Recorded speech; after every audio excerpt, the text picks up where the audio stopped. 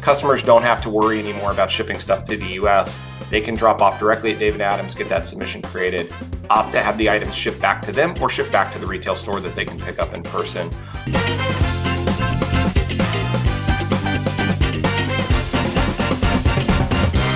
Ladies and gentlemen, another Das Hobby episode, another English-speaking episode this week. And we have a very, very special guest today. But before we introduce the guest, Marcus, how are you doing?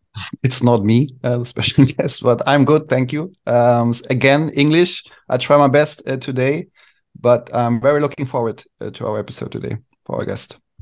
So our guest is Ryan Hoge from PSA. Hello, Ryan. Hey, Dennis. Hey, Marcus. Thanks for having me on. Of course. Thank you so much for taking the time. Like we said before, like Ned was a little ramp to get to you finally, and we're very, very thankful for that. Can you give our listeners a little introduction to you? How did you get involved with the beautiful hobby? Yeah. I'll spend a couple minutes and give you a little bit on my background. So my role at the company is I'm president of PSA. I moved into that role in November, so I'm relatively new into this position.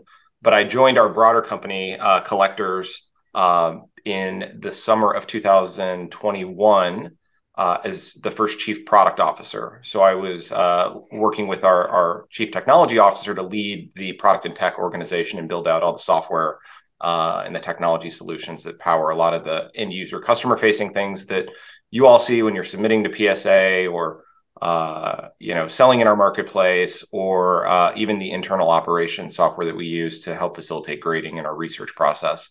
Prior to joining the company, I spent 16 years at Microsoft in different product roles. And so I was there from October 2005 to July 2021 and worked in different kind of product management roles. Was part of the founding team of a product called OneDrive, which is Microsoft's online storage service, helped create that. I worked on the first version of Surface. I worked on a couple versions of Windows. The last job I had was leading the user experience team for Windows 11. But I have always been a collector. And I've known Nat personally. We became friends through collecting probably in 2015. And so we would keep in touch just as hobby buddies. And then we started talking more seriously when he organized the investor group that took Collectors Universe private in February of 2021 about potentially joining up with him to help kind of take the company and the hobby to the next level. And that's how I ended up here. But on a collecting note, so I'm in my mid 40s. I grew up in the late 80s, early 90s collecting. I grew up in Texas in the US, and was setting up at shows when I was 12, 13 years old. And it was honestly some of my first introduction to business, negotiation, buying, selling, that sort of thing. And then I got out of collecting once I kind of got into high school and had some other interests. And then I rediscovered it again when I was in college in the late 90s when eBay was getting going. And I started buying and selling a little bit more on eBay. I actually graded some of the first cards with PSA from my childhood collection in 1999. I still have those. I have two of them at least. One is a 1986 Donruss Jose Canseco. It's a PSA 8. Mm-hmm. And the other is a 1989 Ken Griffey Jr. Upper Deck. It's a PSA 9. And then I started working. And so then I got out of it again. And then when my oldest daughter was born in 2011, I rediscovered the hobby, and I've been hooked ever since. And so I collect all sorts of things, mostly sports related, but I have stuff across all the sports. I probably have a propensity for vintage baseball. That's kind of the area that I like most, but I've started collecting some soccer cards the last couple of years, especially vintage soccer, which is kind of fun. But I love it. And in a fun part of the job is every time I'm in the office, I get to see such amazing items that come through the building. It's so cool. So cool. Isn't it hard also to see it come through the building and not stay there? Oh, I know. Well, sometimes we, those extra special items, we definitely scrutinize a bit more and have more eyes on it. So I get to put my eyes on those really special items. That's smart. And I saw in your history that you in 2015 you created an app called Elite Cards too. Oh yeah, yeah. Well, yeah. This tells you how kind of nuts I am. So when I got back into collecting, I found that there wasn't a really good kind of pricing and research tool available. You had eBay completed sales, and I would look there, but I thought there could be a better solution. I thought there could be a solution that was mobile friendly, that would work great on your iPhone, or your Android phone. And so I designed and built this product. I called it Elite Card Prices, and basically what it would do is it would log sales data from some private auction houses and eBay, and you could just search, and it had a very simple interface where you get certain access for free, and then you'd have to pay a subscription. But I self-funded that whole thing and ran it for several years. We had people sign up. It wasn't a huge success, but one thing that was interesting when I did that, actually, a couple years after I started development of that, PSA ended up shipping a feature called Auction Prices Realized, which was almost identical to what I had kind of put out there to do. And so I actually loved seeing that the industry leader in grading did something similar and gave it all away for free. And so I ended up winding down that offering, but it was really a precursor to things like Card Ladder, which is under our umbrella. Obviously, Card Ladder team has taken it to a whole nother level. I was barely scratching the surface, but it just showed that I was trying to kind of blend my tech background with my passion for this hobby where I thought there was a gap. Very nice. Yeah, and it was a good start. If you mentioned Card Ladder, I'm using this all day. It's very perfect. And if you said it was the start, when you said you created that app, was when was it? 2015. Yeah, and that's awesome. How is it developed today? Yeah. No, Card Ladder is great. I use Card Ladder all the time. If not every day, definitely multiple times a week, I'm in Card Ladder. Yeah. So and you just mentioned now you're at PSA, the leading company for all things grading. And now you guys are making, like for us here in Europe, a big move that should make all our lives easier. So can you tell us a little about that? We're very honored that you're going to announce this here on the podcast.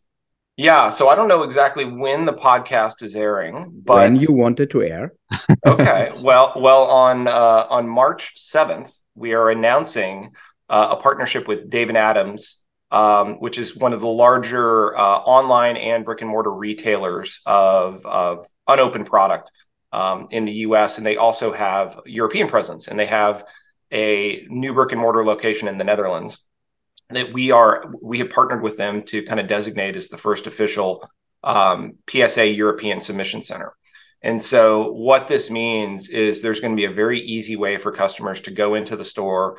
We have trained the Dave & Adams employees. We've actually had PSA employees over there the last month or so working with the team to educate them and train them on how to take in submissions. Customers don't have to worry anymore about shipping stuff to the US. They can drop off directly at Dave & Adams, get that submission created, opt to have the items shipped back to them or shipped back to the retail store that they can pick up in person, with pricing very in line with what we have advertised in the US. And so we're really excited about this. I think that there's, especially for new collectors, there's always a sense of fear or anxiety on I have to send my items to some black box and I don't know if they're going to get there safely. We have a trusted partner that's got that retail presence that you can walk in and interface directly with them. So we think that this will hopefully lower some of those fears and concerns. And we're excited to see the growth potential. Dave & Adams' team has been great. And so, yeah, we're pumped to see this thing launch. We too. It's a big news and big good news for us in Europe. It's not only Germany, of course. It's Europe, and as you said, there's a lot of customers just send by themselves or try by themselves or other partners and try to collect them together and send them. But now you have really a point where you can send them in. Was that the reason why you said, or what was the main reason to said, let's do something in Europe, like in working with Dave & Adams? What was the reason? Yeah, so I'll just say in general, international growth is a big focus area for us. We know we have a ton of customers that are outside of the United States. This is part of the reason why we're launching our new grading operation in Tokyo. We've had a sales team. We've actually had PSA employees in Tokyo since 2018. This summer, we're going live with our first grading operation outside of the United States. We have one in California, one in New Jersey, and this will be the third one. And then we have sales motions going on in broader Asia. We have them happening in Canada, and then Europe is also a huge focus. We have collectors. Germany is a huge market for us. UK is one. We have collectors in Greece, Italy. So yeah, I mean, we're excited to put more of a focus there. And I think if you look at PSA over the next 3 to 5 years, you're going to see continued investment in growing our presence internationally, and helping educate the hobby on the benefits of using our services. So what gave Dave and Adams the pole position? You know, I think the fact that they've got such a long history, they've been around for 30 years, trusted business, trusted partner. We've worked with them in the United States. The fact that they had this very customer-friendly retail presence, I think gave them a huge leg up versus, say, an operator that has more of a warehouse type space. People are already going here to buy new product. Oftentimes, some of the hits or cards they're going to get out of opening the new product, they're going to want to grade. And so it's just a real natural extension. And we're actually revamping our overall dealer program in general, even in the United States, where we're looking to make sure that we've got the right coverage in the right regions, and that we're partnering more with hobby shops, which are a source of the supply. We think that just makes a lot of sense. It's almost like, you know, when you go into maybe a postage center, and you have like a DHL or Federal Express or other shipping providers where there's a kiosk and you can ship things. That's kind of the model that we see with some of this, where the employees can be trained, they understand how to use our services, they can help steer you in the right direction. And then we have safe, secure, conduits and shipping lanes effectively to get that back to us in California. You know, longer term, I would love for us to stand up a grading operation in Europe, maybe even in Germany. You know, so I think once we get the volume there and it's a large enough market for us, I think there's lots of benefits to keeping that stuff local from a shipping and turnaround standpoint. Yeah. I mean, what I can only imagine is the hard thing is to, like, if you want to outsource or to go to other countries, to really have the personnel who can grade at that level that you guys need to keep the PSA stamp. Yes. On it, right? Yeah, no, for sure. And you know, just to even talk a little bit about how we approach kind of grader training and education, some of our senior graders in California have been doing this. I think our longest tenured one has been doing this since 1987. So there is a long history. Most of the senior graders have at least 15 years of experience grading. Wow. There's lots of knowledge. There's expertise across categories. Some are knowledgeable with vintage. Some are knowledgeable with Pokemon and TCG. Some are knowledgeable with ultramodern. Some can cover all of it. And then, you know, when we launch these new offices, there is a lot of training that's happening. Like the first initial graders for Japan have actually been in California since November doing training. We're not opening up that office until the summertime, but they are going to spend at least 6 months kind of apprenticing with the main grading team just to learn the standards and how to look at things. We did the same approach with our New Jersey operation. And so, yeah, we're deeply committed to making sure we get things right and we've got the right level of knowledge for the categories of items that we're grading in any of these locations. Perfect. Yeah, crazy. Can you, I don't know how deep is it already clear, or how much you can share? How is the setup when I, as a customer, want to grade now to submit to PSA with Dave and Adams? What would be the process? Can you share a bit? I actually haven't gone through the full user experience, but what I understand is you can go into the store and work with a person there at the shop. And they will take in your cards, help determine what service level those should be submitted under, because I think that's a lot of the questions people have too from a declared value standpoint, because we do differentiate our services based on the value of the item. They will help you navigate that, and then they will decide or work with you to decide, do you want this shipped back to you, or do you want to keep this here at the shop when it's returned, and then you can pick it up in person. Okay. But that's very good, because insurance is always one of those concerns that people have when you send something out. So is it insured? Is it not insured? Like, what if it gets lost in the mail and everything? And that's all off the table? Yes, that's all taken care of here. Okay. Yeah, that's perfect. That was a big issue because as a private customer, it's not easy to get an insurance. You get until a limit euro limit, but not so big. But now that would be feeling better if you sent. Yeah, no, we recognized a lot of the friction there and concerns that people had, and really wanted to come up with a solution with David Adams that helps address that to alleviate those concerns, to make it easy, and so that you have peace of mind when you're submitting with us. Yeah, it's like I'm very sure that the community over here is so thankful for this move, because that also shows us, and we had that little conversation with Ned too, that it shows us that the European market is valued by you guys over there, and it really is. That's so good to see, like, for us over here. Yeah, no, we're super excited about it. I mean, we even know we have a decent view into the types of cards that are collected over in Europe. I mean, NBA basketball is huge. TCG is huge. Soccer and F1 are growing, and so maybe a little bit less on baseball and American football, but I mean, that's true.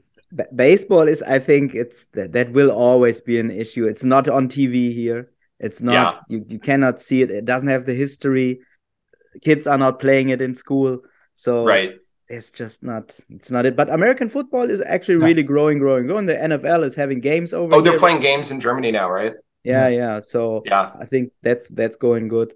And TCG, you can't go wrong with that. And TCG. You know, just speaking of that category for a second, it is growing so much for us, and you know, even if it was its own standalone business, it's massive. And so you're going to see us continue to make more of a focus there from a content and services perspective on what we're offering to TCG collectors, because oftentimes there's not a lot of overlap. A TCG collector might be very distinct from a sports card collector, and so we really want to cater solutions and content and experiences to that audience, because we've got things like our magazine, the set registry, and our pricing and research tools that I think we can do a lot more that's really catered to the TCG and Pokemon audience. Yeah, man, I love it. I love it, really. It's fun. Thank you so much. Thank you so much for making that move, and thank you so much for sharing with us too. But let's go back to your personal story to just get one or two questions at the end. So what is in Ryan's PC these days? So in my PC,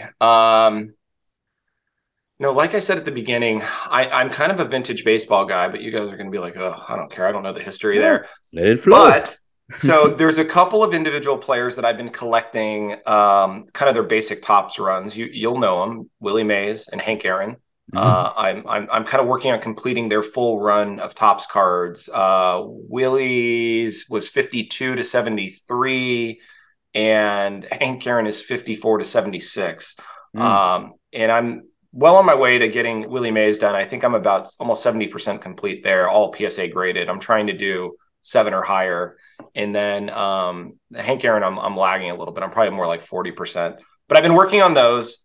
What else am I doing? I started buying some soccer stickers and cards the last couple years. Kind of just, my kids are really into soccer. My youngest daughter in particular is a big soccer player. She's only 8, but she really loves the sport. We watched a lot of World Cup together.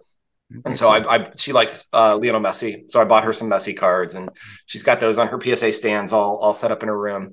But I started buying more soccer, stickers. I bought a bunch of Pele 1970 World Cup stickers with all the different back variations.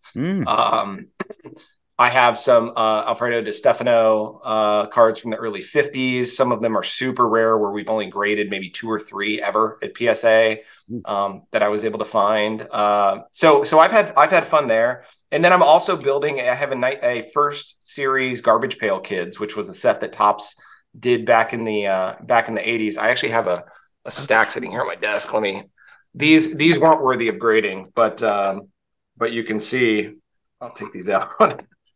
These are all just raw, but I had a raw set, and so they're based on like Cabbage Patch Kids, where they're all goofy and kind of crude, like Brainy Janie or whatever. This one was a little too off-centered to grade, but this was the first set that I collected when I was a kid. I was really, really young, But I remember buying these cards before I even bought baseball cards, and so I'm trying to complete that whole first series in PSA grade. I'm trying to do 8 or higher, and it's really tough. They didn't make a lot of that first series edition. I actually, when I was a kid, I was collecting the 3rd series, and so these were super rare to find back then.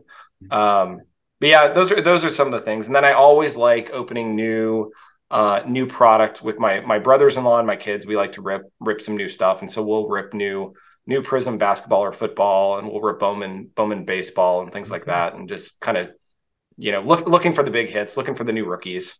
So everyone is in the hobby in the family. So everyone. Well, I try. My wife is definitely not, but she still thinks I'm kind of nuts with what I do. But hey, it's paying the bills now. No, she actually is really excited that I've turned this like passion into my career. I think it's really rare when you can marry the two things on what you've done in your career with what you're just personally into. I mean, oftentimes when I'm doing work-related stuff, it doesn't even feel like work. If I'm listening to the Das Hobby podcast, or I'm listening to another podcast, or reading some article, or doing research on a thing I maybe want to go buy, it's work, but it's also fun.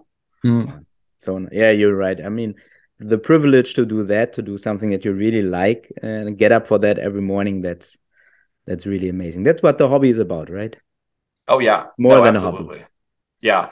And I take the job that I'm in very seriously, because I do look at the role that PSA plays in our broader company collectors and what we do. And, we have a big responsibility for the hobby, and we're setting the future of how people experience collecting for the next 10, 15 years. And so we want to do things right. We want to be as transparent as we can. We want to be, open and engaging with the community and accessible. I know Nat and I both are very communicative with folks on social, whether it's on Twitter or Instagram. People reach out to us if they have questions or concerns about things, or even ideas, and they'll pitch us on ideas like, hey, have you thought about XYZ? And so we generally respond to, I would say, 95% of those types of requests. And so no, it's a privilege. Yeah. PSA, a company of the people. Yeah. We got the headline for the podcast. Exactly. Yeah, there you go. So thank you so much, Ryan. We really appreciate it that you took the time on a Friday morning. Friday morning. Yeah. Net was a Monday morning even. So I don't want to know what was going on there in the background. But really, thank you so much. Yeah, thanks. Thanks for having me, guys. And have a good time over there. All right, thanks. Thank you. Thank you. Bye.